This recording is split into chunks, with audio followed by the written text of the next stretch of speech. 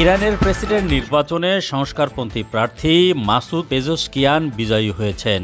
ওই জয়ের মধ্য দিয়ে হেলিকপ্টার দুর্ঘটনায় নিহত প্রেসিডেন্ট ইব্রাহিম রাইসির স্থলাভিষিক্ত হলেন তিনি। দেশটির রাষ্ট্রীয় সংবাদ মাধ্যমের বরাত দিয়ে শনিবার সকালে আল জাজিরা এ খবর জানায়। মাসুদ পেজেশকিয়ান শক্তিশালী প্রতিদ্বন্দ্বী কট্টরপন্থী সাইদ জালিলিকে হারিয়ে দ্বিতীয় দফা ভোটে বিজয় অর্জন করেন।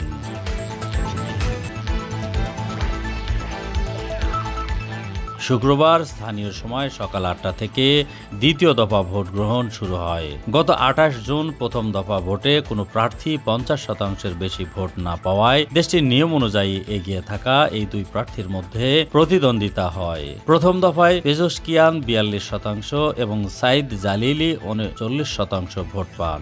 দ্বিতীয় দফা গণনায় শতকরা ৩০ মিলিয়নের বেশি ভোটের মধ্যে ৫৩.৩% ভোট পান পেজেশকিয়ান।